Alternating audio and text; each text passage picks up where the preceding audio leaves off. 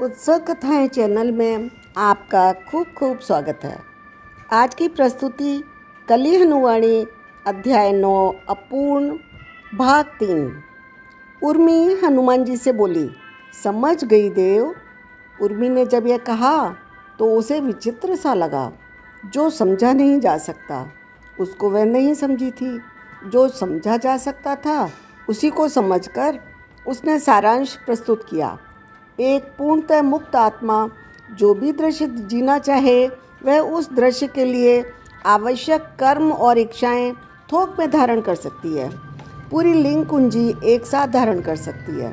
परंतु जब आत्मा पहले से ही कोई दृश्य जी रही होती है, पहले से ही किसी किरदार से जुड़ी होती है, तब वह किरदार के कर्म और इच्छाओं की अनुकृति करके अपनी लिंग कुंजी बदलने लगती है।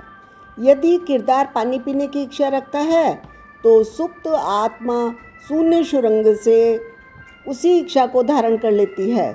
जितना मूर्खतापूर्ण है, आत्मा चाहे तो शून्य सुरंगों में उपलब्ध इच्छाओं के असीमित भंडार में से किसी भी इच्छा को चुन सकती है, परंतु सुसुप्ति की अवस्था में आत्मा पानी पीने जैसी तुच्छ इच्छा अथवा प्यास का दमन करने की पीड़ाजनक इच्छा को धारण कर लेती है।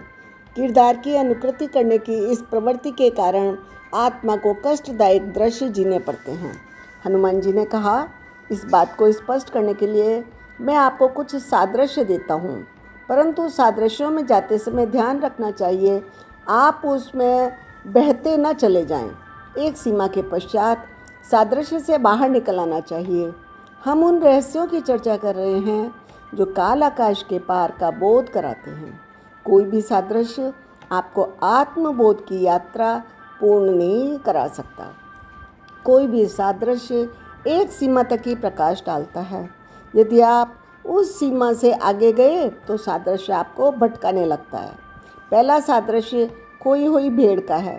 आपने खोई हुई भेड़ की दंत कथा तो सुनी होगी।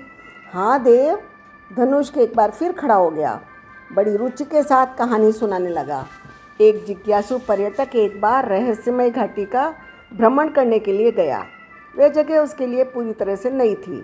घाटी के रास्ते नहीं जानता था, यह भी नहीं जानता था कि कहाँ से अपना भ्रमण प्रारंभ करे। उसने एक स्थानीय चरवाहे को देखा जो अपनी खोई हुई भेड़ को खोज रहा था। पर्यटक ने उसकी खोज में साथ देने का प्रस्ताव किया। इस तरह वह चरवाहे की सहायता भी कर सकता था और घाटी का भ्रमण करने की अपनी इच्छा को पूरी भी कर सकता था। ये दो असाधारण साथी घाटी में घूमते रहे, एक अपने भेड़ की खोज में, दूसरा आकर्षक स्थान के दर्शन के लिए। शाम हो गई तो चरवाहे ने भेड़ को पाने की आशा छोड़ दी, पुनः अपने घर चलने लगा।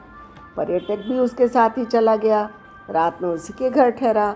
अगले दिन चरवाहा अपनी भेड़ों को चराने और अन्य कार्य करने के लिए निकला तो पर्यटक भी उसके साथ ही हो लिया।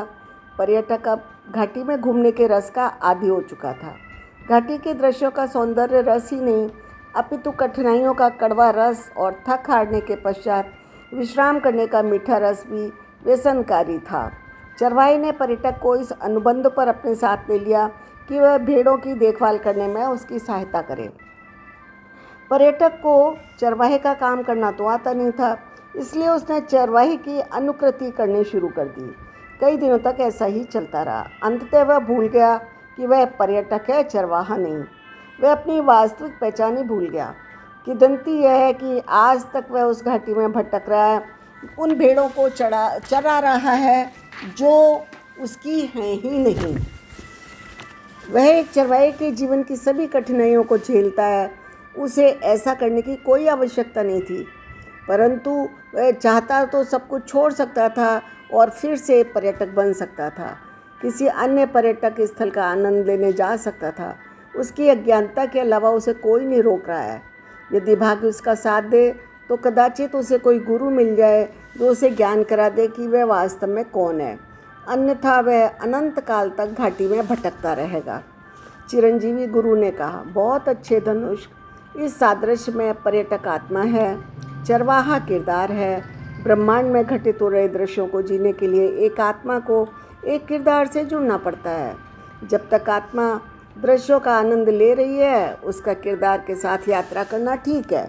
जैसे ही किरदार उसे प्रतिकूल और कष्टजनक दृश्यों में ले जाने लगता है, उसे तुरंत किरदार को छोड़ देना चाहिए। आपकी आत्मा, आप यदि वर्तमान किरदार को छोड़ दें तो किरदार मरेगा नहीं। वह आपके आने से पहले भी यहाँ था, आपके जाने के पश्चात भी यहाँ रहेगा। अब इस किरदार की यात्रा में पुनः अच्छे दृश्य आने शुरू हो जाएं, तो आप इस किरदार में लौट कर भी आ सकते हैं। अब अगला सादृश्य लेते हैं। आप चुंबक पत्थर से तो परिचित होंगे। उर्वा ने कहा, हाँ देव, वह एक काला पत्थर होता है जो लोहे के टुकड़ों को आकर्षित करता है। हनुमान जी ने मुट्ठी हवा में घुमाकर एक चक्र बनाया। उन्होंने मुट्ठी खोली तो उनकी हथेली में 3 वस्तुएं थीं, एक चुंबकीय पत्थर,